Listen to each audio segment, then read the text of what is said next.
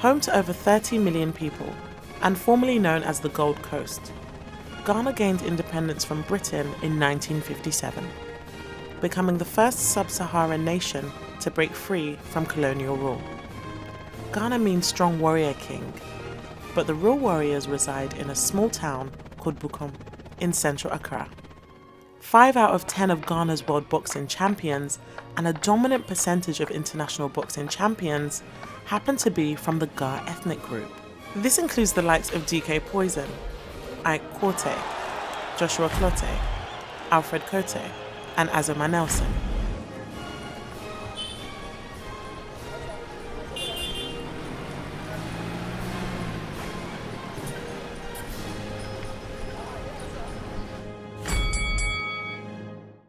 Boxing has brought much glory to the country.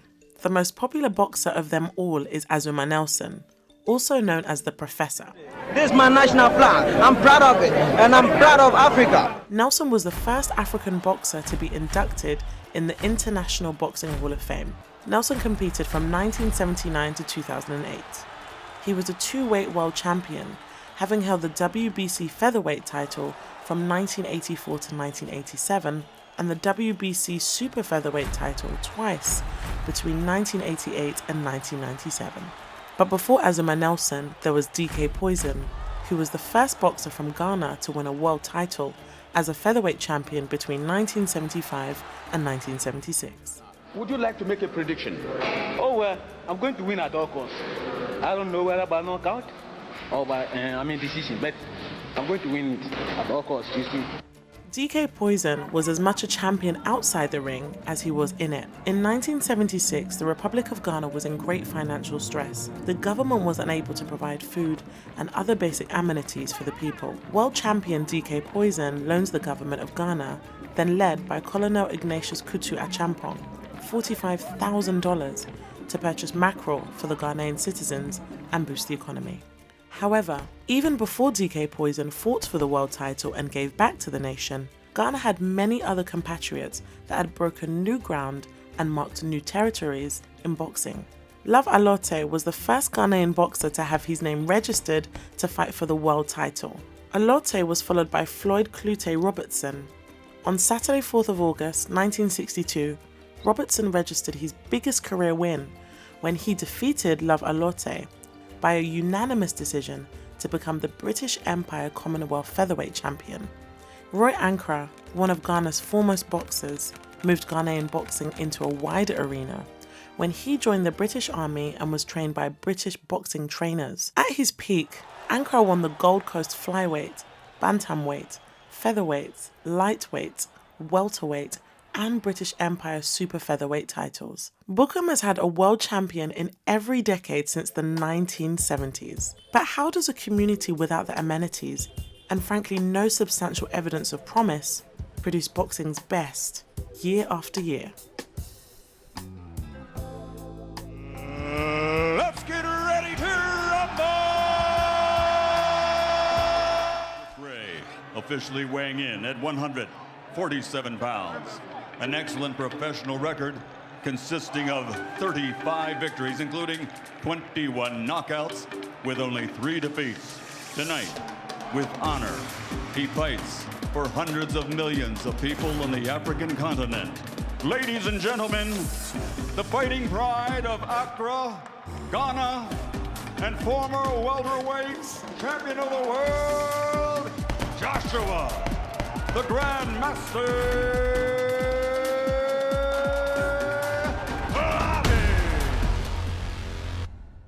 Boxing make Bukom people unique because it changed people's life. And at the same time, the neighborhood about Bukom is tough. If you are a little boy and you're not tough, they will beat you every blessed day. So you have to be tough. So most of the time, the boxers come from that because it's tough. Then one coach is there. He will come and pick you to the gym. There you go, he's a boxer. Because like me, that's how I become a boxer. With 25 victories by knockout against only 1 defeat, ladies and gentlemen, wearing blue and white and also weighing 147 pounds and also bringing an excellent professional record to the ring, In fact, a perfect one of 32 victories without a loss, including 28 by knockout. Ladies and gentlemen, from Accra, Ghana, Africa, presenting the undefeated WBA welterweight champion of the world, Ike Bazooka Kotey.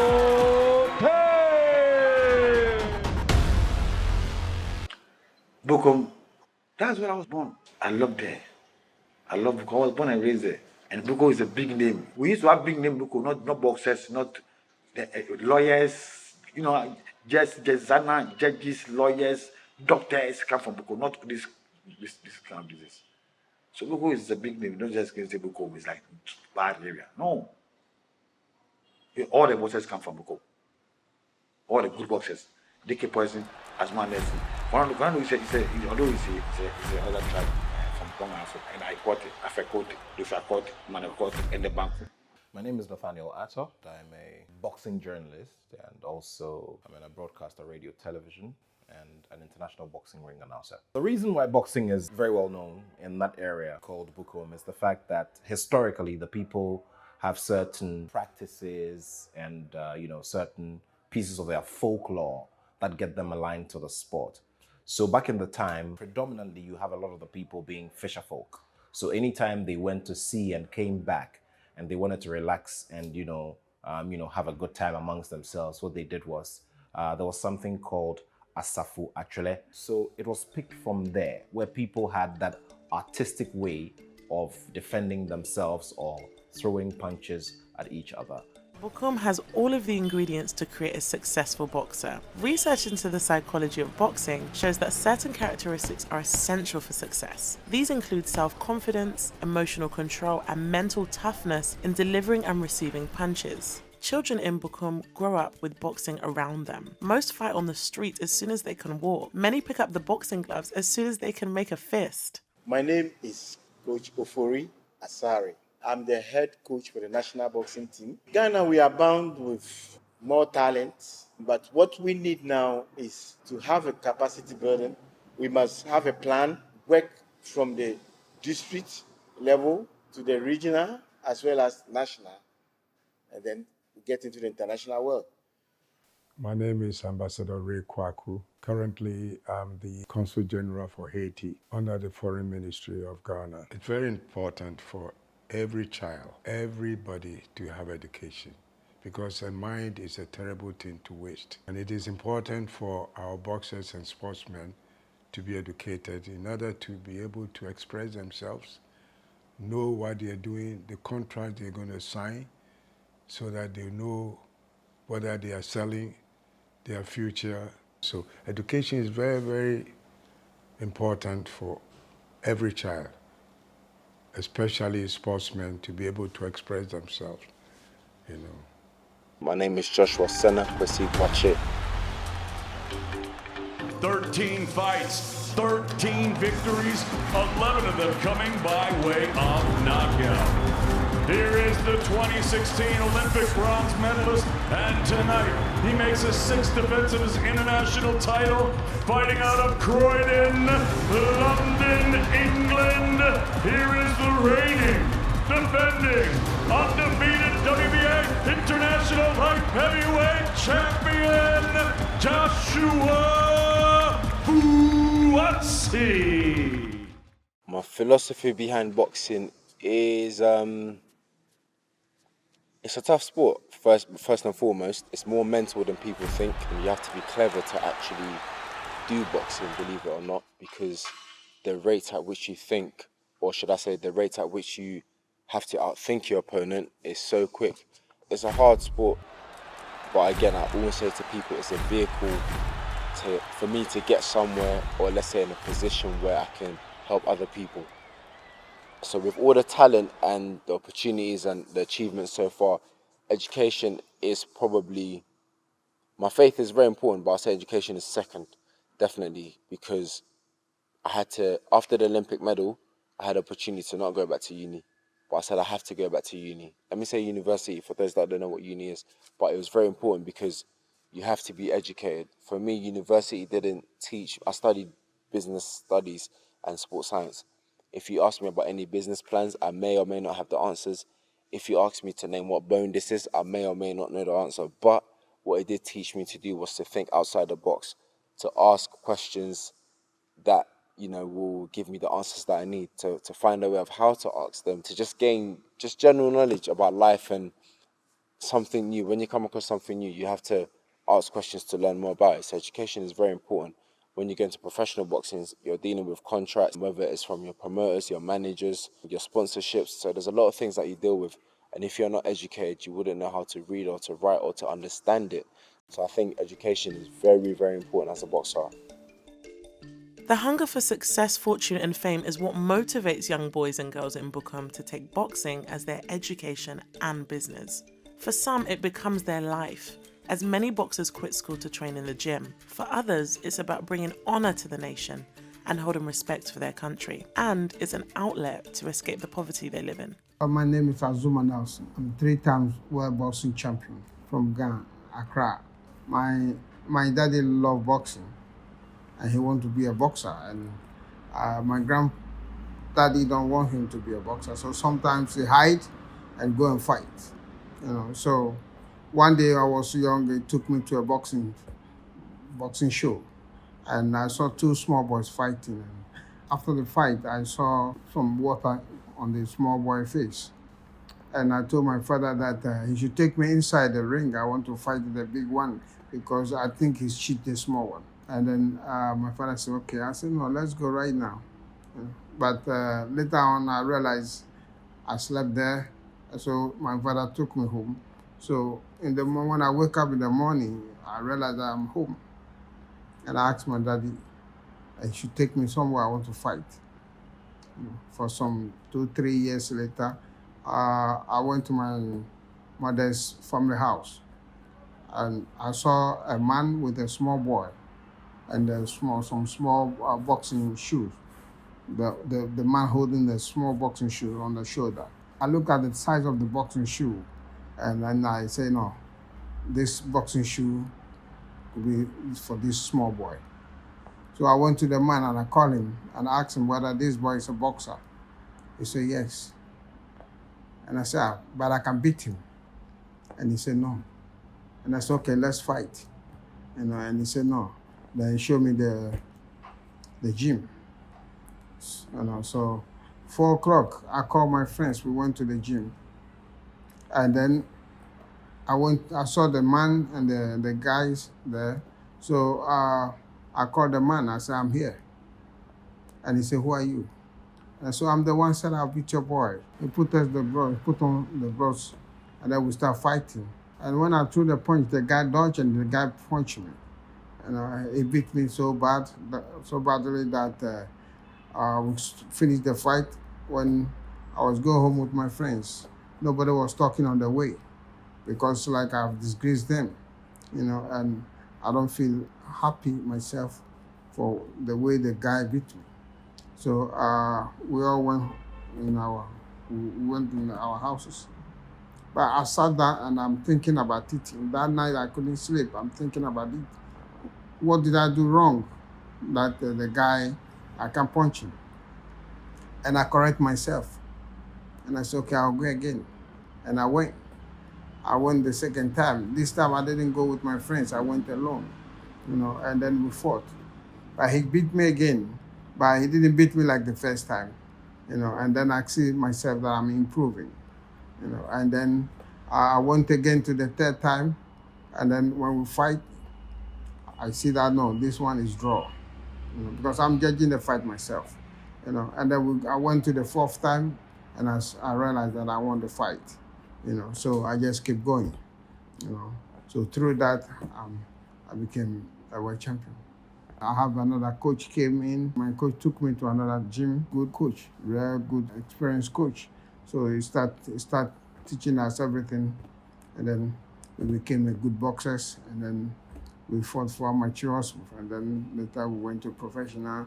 Then gradually, I got the chance to fight and to become a world champion. And I was the world champion and the longest champion in Africa. Azumah Nelson, the champion. and Jeff Bennett. Ladies and gentlemen, in 2 minutes, 20 seconds of the 8th round, the winner by knockout, retaining the WBC Super Featherweight Championship of the World, Azumah Nelson. Azumah Nelson, winner by TKO, 2:20 of the 8th round. It was his fight just about all the way. He was in control. Professor is when I fought a guy from Australia. His name is Jeff Fennick. I fought him twice, and the first fight was draw, and he didn't agree. You know, he said that they have cheated him. I said, don't worry, I'll give you a rematch. So I gave him a rematch. I asked him, where do you want the rematch to take place? He said that he wanted the rematch to take place in Australia. I said, don't worry, I'll come to Australia. Your father can be referee, your mother can be judges, your children can be supporters, I'll knock you out. The professor took the student to school. That's right. I told them, I'll teach them. Now I knock him out, like I said before, I'll be the guy, and then after I beat him, I'll show him his mistakes. You know, and I went there and I knocked him out. And that's when they give me the professor.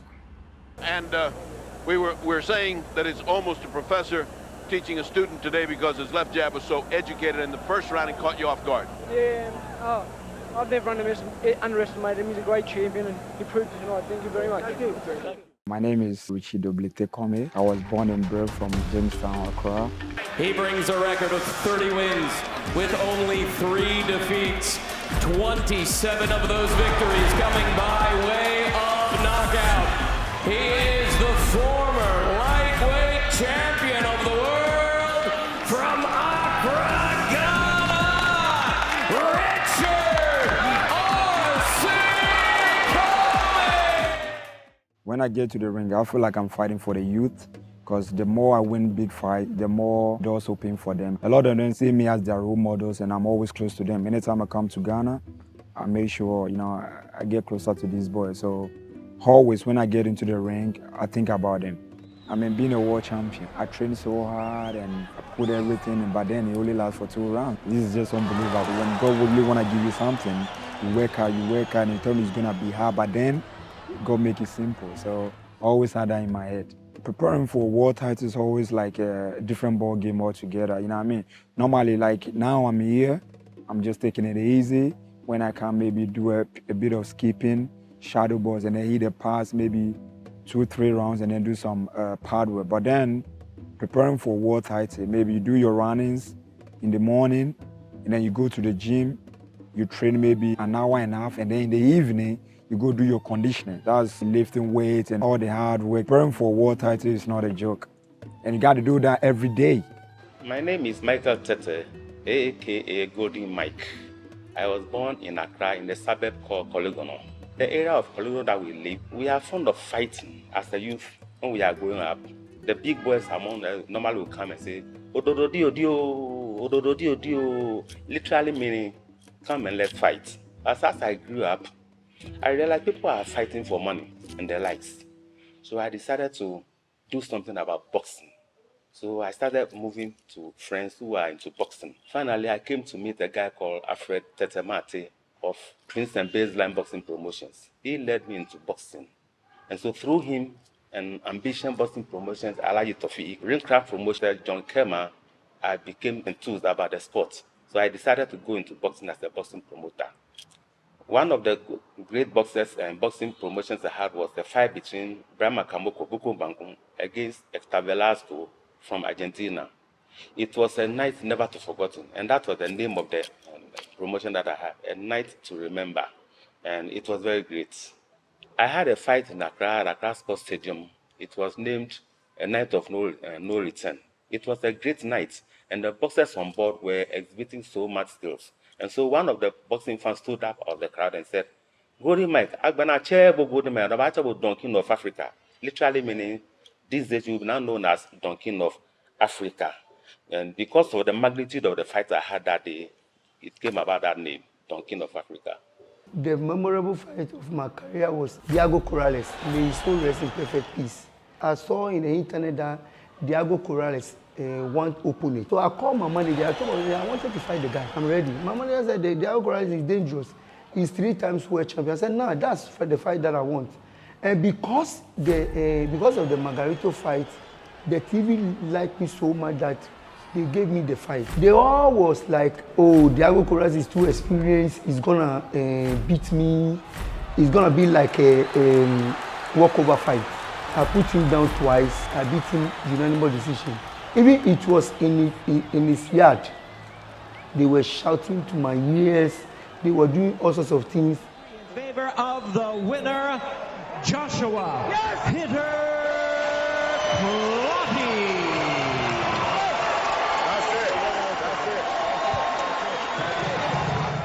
And the reason why I take it as memorable fight is because after the fight, they were interviewing me. I was feeling so bad to throw out because I had sandwich 4 o'clock before the fight, and it was really running in my throat. So after the fight, I was really wanted to throw out badly. So after they finished the interview, I went to the dressing room. I threw almost like the toilet seat one. I threw out everything in me because you know the pains from the fight and what my throat was doing and everything. By the end of the day, I managed to win, and it shoots me to bigger fights.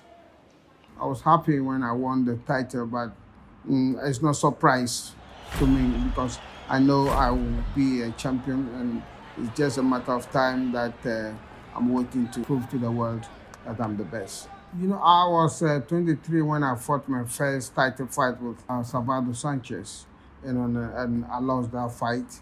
I'm waiting for another opportunity. And the way I fought Salvador Sanchez, the people know that anyone that they brought to me, I'll beat him. You know, because I wasn't ready when I fought the first fight. You know, so now they start dodging me until like 2 years later. You know, they have to fight me mandatory defense. You know, I was the number 1, so you can't hide anymore.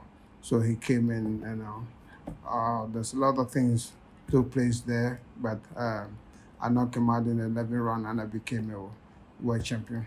My number 5 was when I fought Crisanto Espana.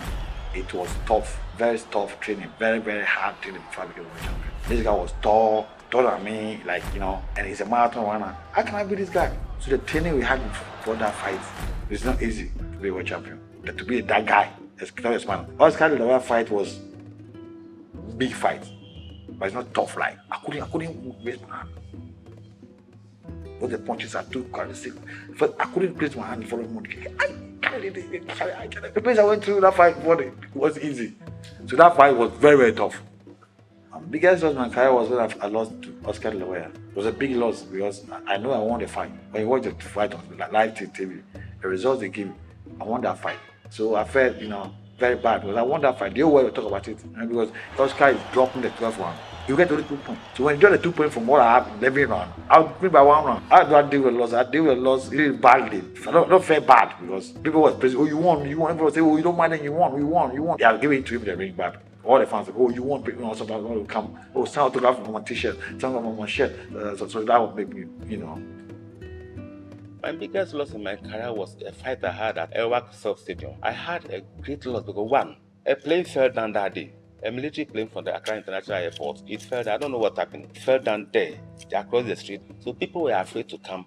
Then again, because it is a military zone, most of our, boxing fans, they are always there playing the punks around, making noise, indecent attitudes. So they were afraid of the soldiers. So they didn't come to the airport sports stadium to watch the fight. And I made a great loss. It's a disappointing day for me. I took it in good faith because there was nothing that could be done to erase the loss. So I continue from there. It's because we have love for the sport of boxing. Only setback na in boxing career minister. The first one I didn't get Robert Easter now. I didn't lose first world title shot. I cried a lot. I believe I won that fight. They gave it to him and I cried because You know, I had wanted to shock the world by then, because Robert Easter, like, he was talking a lot, and I was always quiet. So I took the fight to him and did what I had to do, but then I lost it. The second one was when I went to Russia. The same thing happened. I did what I got to do, and I knew, even right when I was fighting, I knew I was winning. So the last one, then split decision, I lose again. Imagine you got injury, you lost, and then your promoter then say he doesn't want to work with you again. So it's very tough. It was very tough. But then my manager, Michael Amubide, said to me, Richie, don't worry, we will get there, you'll be a world champion. 2017, he made a show right here, the BBC Silver, which I won it after that fight. I got a call, like he got a call, a promoter, that's Ludi Bella from the US, called him and they had a chat, and then I got signed by Ludi Bella. What really motivated me not to give up was Robert Easter. When I lost the fight to him, when I was in the dressing room, I was crying, and then his coach, they came to me and they said, Richie, we were ready to take the loss. If the judges give it to you, we were ready. We knew you won the fight, but you know what I mean, things happen in boxing, so just don't worry and keep what you're doing, and one day you'll be a world champion. When I fought Shevchikov, the same thing. They came and said, man, and even the boxer himself said, man, you are a very good fighter. I've never fought someone like yourself. Just keep doing, you are a world champion. So even though regardless of the injury that I've got, and you know what I mean, when you had injury, you can't really train well. But then, like this, were running in my head. So once I nurtured my injury and everything was a little bit okay, I'm like, no way, there's no way I'm gonna give up, because these people said I should just keep what I'm doing, I'll be a world champion. My name is Isaac Zion Kojodogo. He is a former WBO junior featherweight champion of the world from Aniako, Ghana, Isaac Royal Stone Dogbe. The dark side of boxing that nobody talks about. I think everybody sees all the flashiness, you know, after you win. Everyone like, yeah, it was a great fight, he's won, he's looking good, everything. But people don't really understand that boxing is a very, very lonely sport. Very lonely. Listen, and I'm speaking from experience. You can have so many people around you, but sometimes with all that people around you, you just feel so empty. It's mixed feelings. You know, sometimes you have the feeling of ecstasy, like that excitement. Because look, everybody likes to feel relevant. And some people, boxing makes them feel relevant. When I get into the ring, and I'm standing there like a warrior, right? Like a gladiator. And I see the crowd, you know, I see the crowd chanting my name. You know, I see the crowd chanting my name, I see my name in the lights. You know, that it feels glorious. You know, and then, you know, and you start fighting, every point you throw, people are reacting to it. Everything you do, people are reacting to it. That is excitement. That is some level of, you know, some sort of like glory, you know. But then the other side, you know, every good side has a bad side. It's like the yin and the yang, you know. So the dark side of it is the loneliness that comes with it. Sometimes you wake up and you're like, oh my goodness, like, you are going to run, you know, alone, and, you know, you have pressure from your personal life, and you have some other people bashing you know, in their interviews, on their platforms, you know, people that they've not even thrown their hand before, they sit behind their phones and their computers and start, you know, talking a whole lot of rubbish, you know, and it's crazy. But, you know, that's what I say, you know, boxers are super people. Despite the glorious moments Ghana has faced in boxing, it's also encountered many setbacks. One stain on the sport took place on June 30th, 2020. The silent death of Alfred Kotey, a former world champion and Ghanaian boxing idol. Unconfirmed reports indicate that the former boxer had been battling sickness for months and was on life support until his demise. Alfred Kotey was a Ghanaian professional boxer who competed from 1988 to 2012. He held the WBO World Bantamweight title from 1994 to 1995. He also held titles at the regional level, including the Commonwealth Flyweight title from 1989 to 1990. Kotey fought some of the best fighters of his era, warriors like Juan Manuel Marquez, Orlando Salido, and Acelino Freitas. As an amateur, he represented Ghana the 1988 Summer Olympics. Alfred became my friend when I was like 9, 10 years. He also liked football. He's played football at Bukom. We became friends. We were there. And we started boxing together as we started. We all participated African Games, Commonwealth Games. We were preparing to go to Olympic Games at Cuba. And there was a championship. Came back. We turned pro the same day. And Alfred had Commonwealth fight in England. So they have to take Alfred to England. After Alfred fight, that's why we separated. After Alfred fight, Alfred went to Boham. I also went to Ringcraft. But we all became world champions the same year, 1994. I became world champion June 4th. And he was August of 31. So Alfred, I've contributed a lot in success. He was, when he turned professional, he was in America. He wasn't getting fights, so people were afraid of, because he's a very skillful boxer. Alfred Kotey got stranded in America, and I got Jose Suleiman, who was then the chairman of the WBC, that's the International Boxing Federation. Made a deal with him. We brought him back to London, and I went with him to London. I was at the rings fight when he won his first bantamweight championship. I was on top of the moon. I was so happy. Happy for him, happy for Ghana, happy for Ghana boxing, happy for Bukom. I like boxers who are skillful, who use their brain, not only their strength. Alfred thinks. He was a wonderful boxer. And sadly, we lost him in America. We could have done better. We could have looked after him better. These are the welfare, these things I'm saying. No medical insurance for them when they are in their prime. I think the government should institute some sort of funds to provide insurance for boxers as well as footballers. There's nothing like that. I'm Yofi Boham from Elmina in the Central Region. Presently, I'm retired, but in sports, I'm an executive member of the Ghana Boxing Authority. Well, I love boxing myself. You know, it's an art of self-defense, and it's something. But soccer, I'm not excited about soccer, even though I had so many friends right from national coaches. Boxing, as it is, you know, it brings out the best in you, the individual. It's a passion that happened to grow within me through a couple of friends. A friend introduced that to me. He was a tailor, and he had a son. So he said, "Oh, Yofi, can you take up management of my son?" I hesitated, but I jumped into it, and that was the beginning. Alfred Kotey and Kotey. From Olympic Games, they were being looked after by a boxing enthusiast. They weren't being propelled very well. So I was approached to sign them on. I think they had then had about 1-1 fight or 2-2 fights.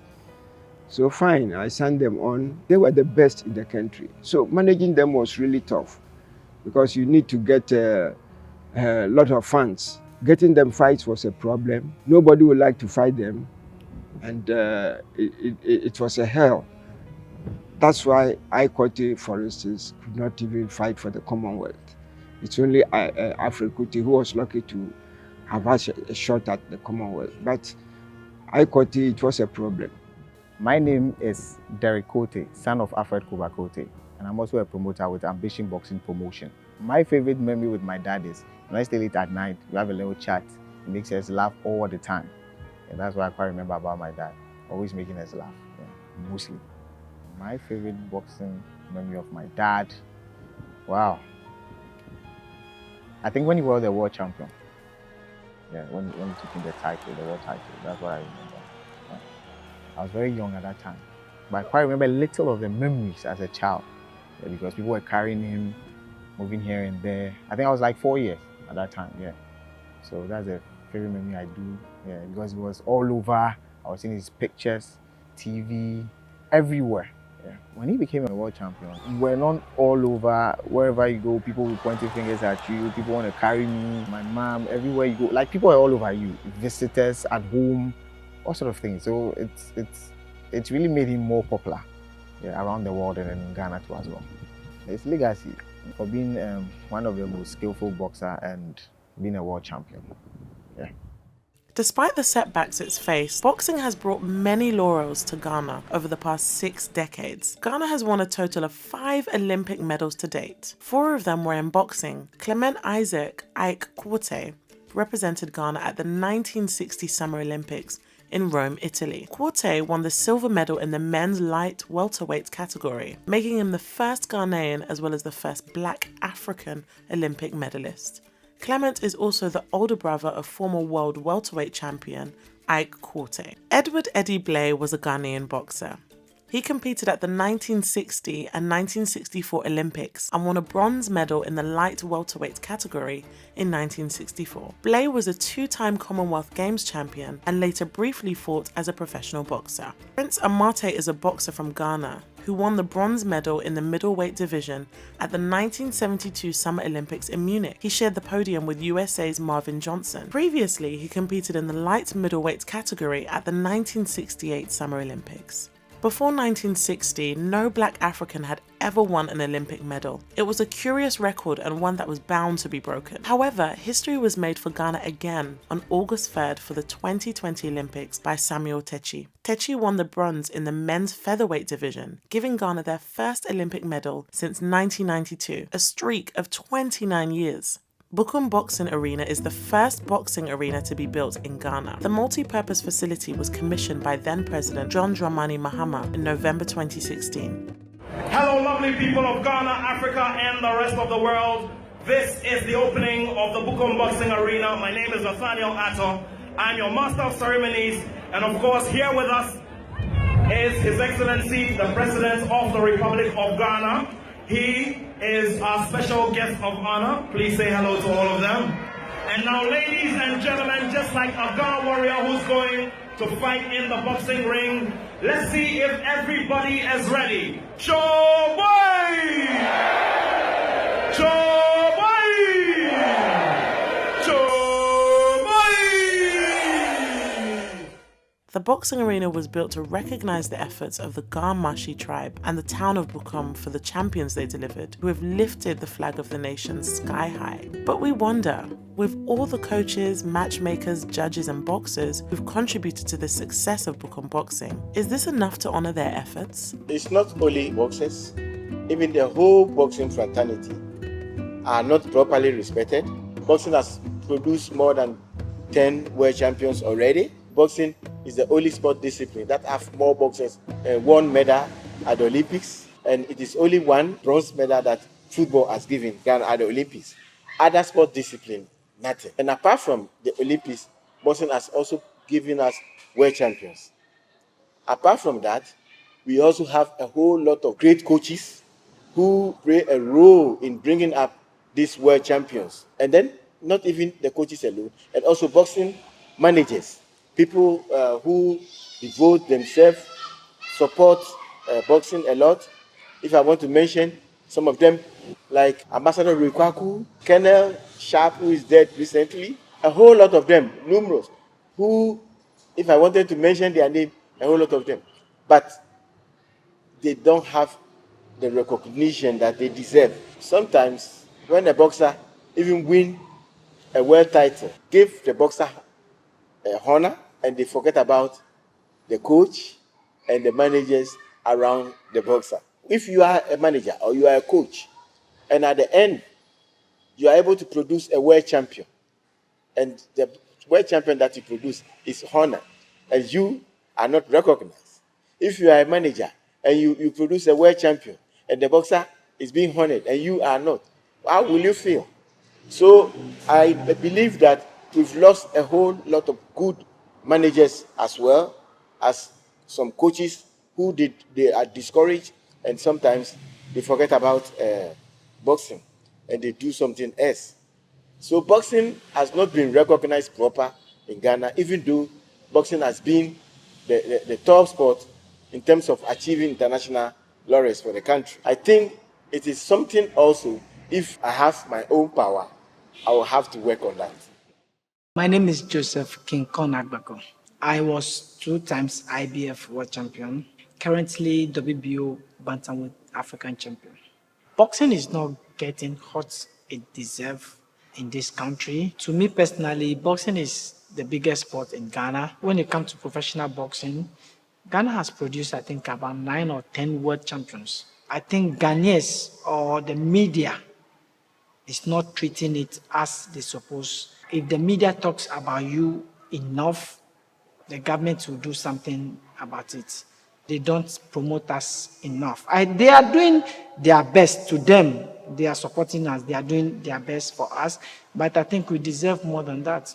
My name is Eddie Papo. I'm an international ring official, a 3-time African Boxing Union president. I'm also a member of the WBC ring officials. I think we're just about getting there because I saw quite a few when I went to South Africa, giving honors to their sporting heroes, especially in boxing. And I think it's time for Ghana to embark on the same platform.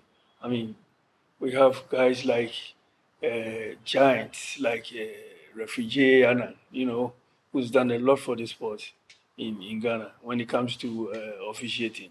DK Poison as well, Nanaya Konedu, Azumah Nelson, Kotey, and a lot. I mean, you hardly hear of Ghana organizing something or the sports ministry organizing something for them. You hardly hear of it.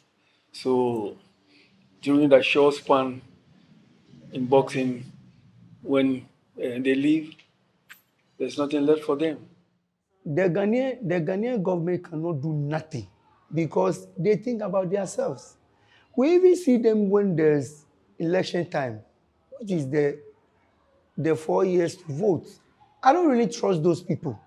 I respect them as our leader, my leaders, but I don't really rely on them. I don't know the last time I watched news. And when I put on my TV, I only watch movies. I don't watch news because I don't want to know what is going on. Because at the end of the day, that thing that is going on in Ghana can never do nothing for me. They can never do nothing to help boxing. We have 9 world champions in Ghana. So we need to be treated like some people who are bring honor to the nation. But at the end of the day, they don't do nothing. Even a policeman can see me on the road and stop my car and start harassing me. Even if I think you have to know that this is Quartey, this is Azumah Nelson, this is Joshua Clottey. They bring honor to the nation. Unless you're committing a crime whereby you need to face the law. But they can just stop you and harass you. They cannot do nothing. Bukom, as we all know, is notorious for boxing with over 30 boxing gyms in the area, but Akotoku Boxing Academy stands out above them all. Home of Ghana's world champions, it's still regarded as one of the best in the country. For nearly 50 years, Akotoku has produced some of the world's greatest boxers. Founded in 1974 by the late Atukwe Clottey, this is where legends like Azumah Nelson, Kotey, DK Poison, and the late Alfred Kotey honed their craft. However, the lack of proper equipment and governmental support and facilities has made it difficult for the new generation of boxers to thrive, even though legends paved the way. My name is Officiating, assistant trainer at the Akotoku Boxing Academy. The kids in Bukom start boxing at the age of 6 years going. The kids in Bukom look up to our former champions, like the likes of Azumah Nelson, Kotey, Joshua Clottey. They know what boxing has done for them, so it really motivates them and inspires them to also one day to be like them. We've got quality boxers here in Bukom, but we are facing so many challenges, like facilities. As a gym, we need boxing equipment like the normal sparring gloves, punching gloves, the bags, the boots, the wraps, a whole lot. Ngbeji Abdul Baki Adam, he is 17 years. I'm born boxing 7 years now. Boxing ehani ina nibi pi, ne ehani infagbe. Kete he jinkomeni yakojen dan. Ne ehani ana onupa ikomeni na kwamedan. Eshinomoji eha echon beni ma nakai akuchu emie. eyo kenha ni eton beni akucho mi bule yo mi kenha ni bi ni hia mi ji sparring gloves punching bags ke punching gloves ke protector ke bandage ke gums no meji ni bi ni hia mi biane imbeshka ni ke coin at times boxing no mojini wa no ni hani ina fio ke coin ni ina fio ke coin ska eche je no koni chowa o fight ni wa no ni hani wa na ska apart from fight ele no kono be ni wa bayi e o bajan ya tuni eku dan mana na ka ska je ke yoni. My name is Michael Amubidiako. I'm a UK-born Ghanaian, and my job title is Professional Boxing Manager and Promoter here in Ghana. Ghana's been able to produce world champions over how many years? 50 years? Is that 50 years? 10? Just 10? It's not good enough. It's not good enough. That tells you where the infrastructure is. It's just not good enough. We set up the Streetwise Foundation on the back of Richard's success, on the back of our success, so that we can produce more world champions. And in order to do that, we need to highlight the issue that we've not got a great infrastructure here, highlight the issue that we need help, we need finance, we need the gyms need equipment, the boxers need equipment, we need help in the running of boxing in the country. So the foundation was set up to highlight those stuffs, and also for us and for Richard to use, especially Richard's experience and his notoriety around the world, to help get equipment for the Ghanaian boxing organisations, for the amateur boxing board and so forth. So that's what our foundation is doing. And we've just recently partnered up with the UN-based affiliate here, where we're going to help the empowerment of women and children. They want to partner with us so that we can, as a global entity, shed more light on children in Ghana, which goes back to the boxers that we're helping, but also the empowerment of women in Ghana, so that there's a level playing field in gender equality. Ghana continues to produce world champions, but the number of its quality contenders has dropped considerably. Today, what can be done to help Ghana boxing resurge back to the level it once held? So I think what the government could do to kind of increase or to take boxing to a level higher, mainly there has to be a better structure in the amateur system, because that's where the future world champions will come through. A good amateur system. Secondly, they'll need to make sure that they go to tournaments across the world to gain the experience that they need to fight different fighters from different countries to enter international tournaments. I think those are the two main systems. And again, when we talk about professional boxing, then there needs to be, people have to be accountable. There's got to be a board that kind of deals with people according to a certain rules, and they have to be fair with it. In America, if someone is your promoter, they can't be your manager. That's called the Muhammad Ali Act. In some countries they allow it, some countries they don't allow it, because it's a conflict of interest being a promoter and a manager. My name is Carl Loko. A boxing trainer, a technical personnel on the Ghana Boxing Authority as an executive member. I have intention of becoming a boxer, or to be a boxer, when I was schooling. The primary to the JSS. The amateur system in Ghana is going by the same gyms that do professional boxing, does the amateur boxing. And the gyms normally pick the boys up from the street and tend them to become boxers. And when they become boxers, then the national team or the nation invite them to be part of the national team, so that they can start going to tournaments and stuff. My focus and my mind, or my advice would be that the sports ministry, the sports council have to put a mechanism there that if you are a trainer or you are a gym and you manage to produce a boxer to the amateur team, the sports ministry or the council should give you some kind of reward by giving you some kind of equipment. Not even talking about funds direct, no. Giving you some kind of equipment to tell you that you need to do more, and that will also help, so that the competition between the gyms, the competition between the boxers will be always high. And when it is high, that is where we can get better and great amateur boxers. Likewise, we are lucky we have got someone like Samuel Tichi who have won bronze for Ghana. You ask yourself, Why? He just went in as a new boxer, but he have made a name. But remember that he started the game at the age of at least age 8 years, 9 years, he is in already. So look at the kind of experience he have gotten, even locally, and now he have proven it. I've been advocating the improvement of boxing for many, many years. It gives me to say most of those who are into boxing and football, they were looking at the monetary side. But I think we should look at the sportsmen, the boxers, and do more for them. I don't think we are doing enough for these kids in terms of education, in terms of training, in terms of welfare facilities that we have to have at their disposal. In South Africa and other countries, sports is being sponsored by companies like breweries and whatnot.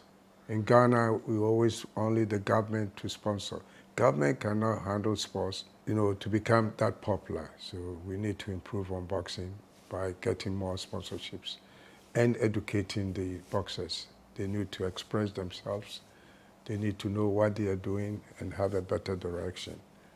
Welfare, number one. First of all, we have to build the amateur.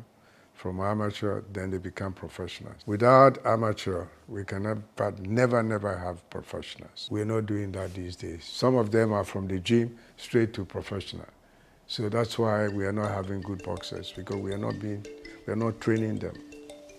Most boxers will tell you the punches don't hurt as much as the blows they take outside the ring, like frequently being forced to take fights at the last minute and rarely being paid what they were promised. These are the kind of setbacks that might fuel the anger, rage and bitterness known by many in the sport. Boxing is a tough sport. All the former champions, everyone who has been a champion before, went to the top through the toughest way. There's a lot of disadvantage to we as African fighters, being someone who has been there, who has seen it all in the business, is my biggest pleasure to guide the young ones to the top. 50 years when I'm no more, they shouldn't just talk about Joseph as a fighter, but majority of them should be able to say that because of Joseph, I was able to make it to the top. First of all, either in the UK or in the US, they don't value us too much when it comes to business-wise. Whenever there is a competition between an African and maybe a Spanish or American or something, they are the favorites. They get more favor in the ring than you, the African, because you can't bring in too much money into the business for the promoters, except the whites, the Americans, and the Spanish. So most times we get to lose our clear wins just because we can't, bring too much to the table. I had few challenges along the way due to lack of book knowledge. I worked with a lot of promoters like Duncan, Bob Arum. They understand the business well, they understand the legal side of the business as well. They manipulate the system as well, so a few things didn't go my way due to those disadvantages. So I think it's very, very important for any athlete to take their education very, very serious before they commit the rest of their life fully to their skill. Some of the disadvantages I had in my career, dealing with one of the most smartest or most crooked promoter in the world, that's Duncan. There's a lot of games around the sport that people watching doesn't see. Sometimes it has to do with money, because as much as you love your sport, as much as you have the passion to do it, you still want to get in there, do it, and be able to take care of your family. Sometimes money issues get on the way, and it takes away your strength, your spirit. Example is that there was one of my fights which I have to take against a very, very tough opponent. And at that minute, my ex-promoter came on the line and he demanded for 50% of my purse before I can go on to fight. 50% for nothing. And this is a promoter that he has stolen a lot from you, but today he wants 50%, and you also want the fight. So because at the end of the day, you have to pay everyone that you need to pay out of the 100, not out of 50%. So sometimes it can be challenging. Well, the challenges are too many, because here there is no money in boxing. And the people too that they have money that they wanted to push into boxing, people take advantage of them when they come into boxing. So they always don't want it to come in, because as soon as he comes in, he started putting little money into the game. People must try to take advantage of him to spend more money. But in foreign, even the people that they are around, their adverts and all those things are a lot. So sometimes even the promoters, they don't use their money to do the fight. It was these companies who give them the money. Some like Kotey. Kotey can give like $4 million to the promoter to promote a fight. So at the end of the day, even the promoter self is gonna make money. But here it's not like that. They even make money because the commercials make them a lot of money. But here, nothing. You don't even get one somebody who can sponsor the fight. So it was the promoter who has to bring his money to do the promotion. And if the attendance is not all that many, then you're gonna lose. So it's always better for you, the boxer, if you had like 11 fights here, to go to US or UK. Even if the person invests his money, people are taking advantage of him. So a lot of people that they are there that they wanted to bring the money into boxing, they don't want to, because they don't get the right people to do the thing. And besides that, sometimes you can make the fight, but if you don't have people that they can direct you, so that if you have like 4 fighters, if they had like maybe 6, 8 fights, 10 fights, you can take them to foreign. If you take them there, they started fighting, you're gonna make your money. But they don't have the right people to direct them, so it's always a problem here. Boxing is a business as well as a sport. It's a business. Nobody wants a fighter to lose. Every promotional company wants to have title belts. The top guy approaches you and says that, approaches a matchmaker. That, look, we need a fight. We need a fighter. We need him to fight this person. This is how we're going to pay. This is how much we'll pay the person. Okay. You, as a manager or the promoter, you will sign a contract. You sign a contract with the boxer saying that, oh, this is how much I'll pay you once you fight. You see? So now, when that contract comes from that international promoter, the boxer isn't going to get the whole amount. He's going to get what he has signed with the Ghana promoter or Ghana manager. So if you're getting, let's say, $20,000 or £20,000, and a Ghana promoter says that, oh, when you fight this 10 rounds, you get 10,000 Ghana cedis. You sign a contract saying that since I am under you, when I fight, for 10 rounds, I'm getting this amount of money. For 8 rounds, I'm getting this X amount of money. So that's how it goes. And that's how I feel that boxers really do suffer injustice, here at this part of the world. Because it's mainly from their own teams. And which is bad, but hey, what can you do? You can say what you have to say, but at the end of the day, what can you really do about it? It's between the two of them. It's about that. That's why I really, I always say that when God puts me in a position to influence the boxing board, the Ghana Boxing Board of Control in any way, I would suggest that before any fighter turns professional, they have to have basic education. At least know how to read and write. Every boxer has a mother or a father or a relative or family, but their relatives will be there. They will not be helping in the boxing. Then somebody from another family Because he's a promoter or a manager, he will invite you, invest much into your career. When you get to the top, then you begin to say he's cheated you and all that. So that I'm saying their family people can also be managing them. Their family members could be managing them for them to know whether they have been cheated or not. Every boxer, maybe from Mayweather down to whoever, everybody has gone through those stages before. So most of that, it is not cheating. It happens in boxing. It is not cheating. Boxers mostly comes out with an allegation that promoters and managers do cheat them. From some angle, they may be right. But as far as I am concerned, individually, nobody has told me that. But I think it is good for most of them also to be a little bit educated. So when you are being cheated, you can see it. But most of the time, they give them contracts to sign. They don't read it because they cannot read it. It is good for them to take the contract to their managers or whoever is handling them to read the thing for them to know what is happening before they put their signatures there.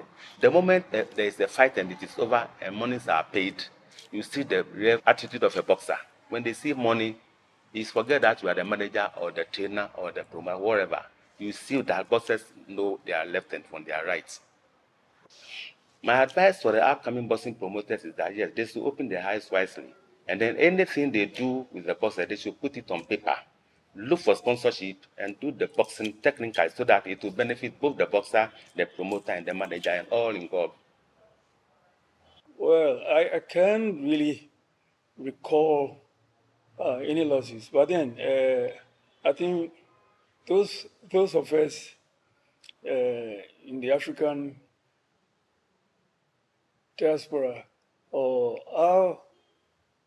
our ring officials who happen to come from this part of the world, we don't actually happen to get tough fights like we're supposed to. You know, those who every ring official that you see out there officiating a fight in Las Vegas comes from Las Vegas. You got to reside there. So, as a matter of fact, our geographical location doesn't give us opportunities to do very big fights. We are only limited to fights in Africa and then sometimes in Europe. But then I think, to be fair, we should be given opportunity. You know, those of us living in this part of the world should be given opportunities to do big fights in Las Vegas, Atlantic City, and, you know, and the likes. I don't know who I'm going to call, whether UK or the foreigners. So I make it one, the foreigners. You know, like me, for instance, like I keep saying, I have fought the best. I really enter into boxing. I'm not just a boxer. I fought the best, so I really enter into the zone of boxing. I experience a lot. They don't really care about those that are from Africa. They don't really care at all. Even some of the fights, I feel like I should make easily $500,000. But I can make like 100,000. Why? Because they feel like I'm from Africa. One promoter told me, sorry to have used that word, like, fuck you, if you don't take the money.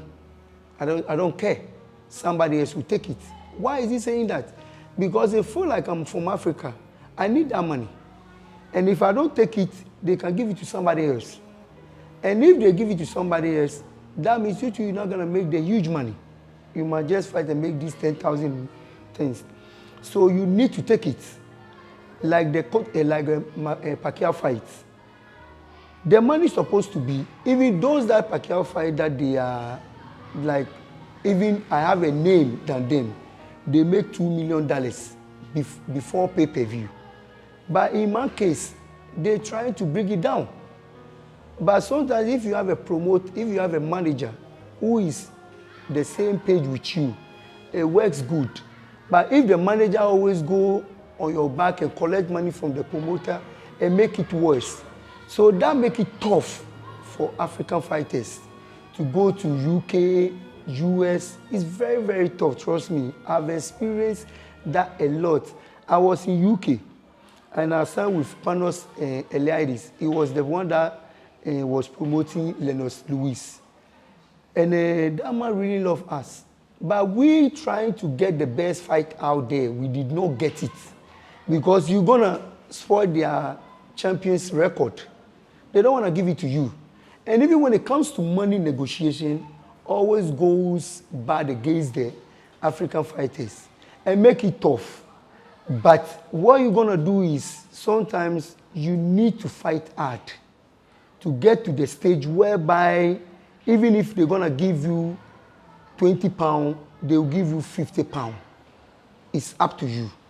If you don't get to that zone, you can make only 10 pounds all the time. I have experienced that thing, and it's really, really bad. The only thing that maybe I'll kill in my life for foreign boxing is that question you asked. They never treat the African fighters okay. Not at all. At all. Some of the fights that I had, sometimes it's a choice for me to take the fight because I feel like that money out there, if I leave it, it's not going to come to me tomorrow. You see, and make it tough. And here too, that maybe, for instance, here is South Africa. South Africa is a very well-developed country. That you're making money, you can even stay in South Africa without going outside the country that you're going to make money from sports. So if you are like that, you can be in South Africa, you can do your boxing thing, you can make your money. But here, you're not going to get it. Even if you're fighting here, they're going to pay you like 2,000 Ghana. And the punches that you receive in 2,000 Ghana, how much you going to take to the hospital to treat yourself? End of the day, you might end up giving all the money to. And you can't do that when it comes to boxing. Because every punch that they punch you, it takes a little bit effect on you. So tomorrow, if you are 60 years before you see the results, but when you do it very well, I think you're gonna be there.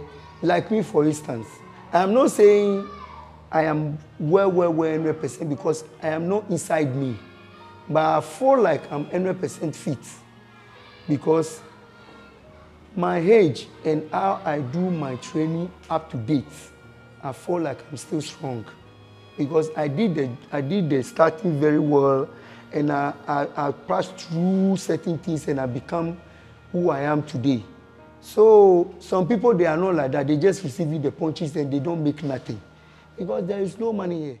Due to the lack of infrastructure, financial support and other obstacles, it's been really difficult but not impossible for boxers in Africa to break out and have international success like those living abroad. There are many advantages and disadvantages which can determine how successful a boxer's career will be in the continent. Your winner, and now the British middleweight champion, Denzel Too Sharp Bentley. African boxers living abroad have an advantage because of the exposure it brings being abroad. Like boxing is bigger in other countries. For example, in the States, in the UK, boxing is bigger there, so automatically the exposure there is different. So if you're an African fighter living in, an African country, you're only known to, the nation that you live in, that just in Africa. You're an African fighter living abroad, you're known to, pretty much all Africans plus the people in the country that you're fighting at, so their nation. So if you're in the UK fan base will know you, as well as the African country that you're from. Whereas if you're just a fighter in Africa, let's say just in Ghana, like maybe the whole of Ghana will know you, but you probably won't go further than that until you travel and fight abroad and make your name there. I feel like in the business side of boxing, kids should know that it's not as as lovely as it seems when you hit for the top fighters as it is for the fighters at the bottom. So I think as amateurs, you should do everything you can to win as much as you can. So when you do turn professional, people are trying to reach out to you, offer you things and give you better deals in general. Because, for example, I didn't do much as an amateur. So when I started up, I didn't have the luxury of being paid to fight or, getting sponsorships or things getting thrown at me. People want to see me fight or having a big crowd behind me. It was just literally to support a family and friends. I had to sell my own tickets to, kind of get paid and stuff. So there's a harsh reality behind it, but yeah. There are many advantages that I think being African and boxing in your country, I think there are many advantages that way, and there are many advantages if you're African and you box abroad. The thing that stands out is opportunity, exposure. If you're boxing abroad, I think you get more exposure, because I think if you're local, you may have exposure to the people or just to that country, but again, boxing, we want to become worldwide, be known by people around the world, and it's been proven. It's not impossible, shall I say, if you live in Africa and you're trying to get to the top. It's not impossible, but there's more exposure, more opportunities in other countries are more into boxing, should I say, yeah. After many years, individuals are still trying to preserve the legacy of boxing in Ghana, to give hope to rising amateur boxers and also giving back to the community. As of now, I believe bronze boxing or Kaloko have done a great work for Ghana and still doing it. The legacy I want to leave is I always want to have the level of the big trainers in the global world when it comes to boxing, by making sure I win more laurels for Ghana, give Ghana more titles, and make good use of whatever I have learned so that people can tap on whatever I brought on board so that my name will be there. First of all, we've got history. We've got history to guide us. History in the sense that we have emerged from a certain tradition of, boxing world champions. We've produced 10 of them. So clearly, there's a certain template that we can follow. Secondly, what are the factors that we need? Is the talent available? Yes, the talent is available. Do we have the expertise in the required numbers to get these talents from the raw state onto polished? We do have, but in inadequate numbers, and that is where we need to get it fixed. Now, do we have the platforms to promote professional boxing and to grow it into a product that can be consumed in the West African sub-region, in other parts of Africa? Yes, we do. And we've had several opportunities to do that and to test ourselves. First of all, we have a venue which has been rated and ranked by specialists around the world. One of them is the most decorated boxing coach in the United Kingdom. His name is Sir Terry Edwards. I had a personal conversation with him. We stood in the center of the Bukom boxing arena, and he said to me that, in his decades of experience, he's seen very, very few of such, arenas that are purpose-built for the sport of boxing. So we have that there. So you can imagine if we're able to replicate that in 2 or 3 other parts of the country, it's going to be wonderful. So based on all of these, we can confidently say that boxing definitely is going to go up and is going to, surge towards the top. What really is required is that we identify the amount of work that needs to be done, and then we get it done. Let's not forget that in recent days, we've had a 4th medal for boxing at the Olympics.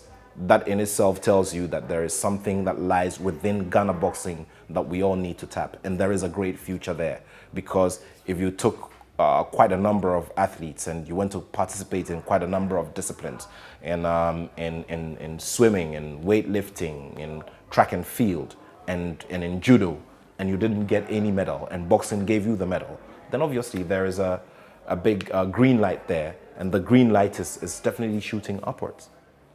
What legacy do you want to leave behind? That's my hospital. Kotey Hospital. That's my legacy. That's why I decided to build a hospital. I've been in other hotels, I've built like this building.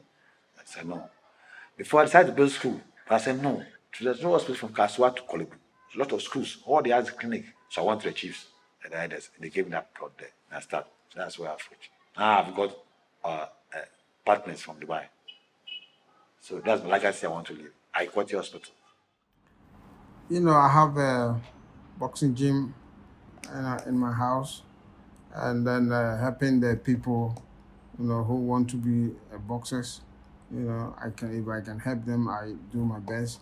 I bought a land to build a complex itself, Azumah Nelson complex. Once in a while, I go to the schools, I talk to them. I'm just doing what I can do. We have Azumah Nelson fight night, to promote the boxers that are coming, so that we can have world champions that will come and take over follow my footsteps to become world champions, for the nation. The love and passion for boxing still grows, despite Bukom being considered as one of the toughest communities in Ghana, a place where opportunities are limited. Boxing is still the preferred sport in Bukom, with the next generation of fighters sparring every day, waiting for their chance to one day win a world title. Boxing provides a way for them to channel their energies into something that could take them out of the slums.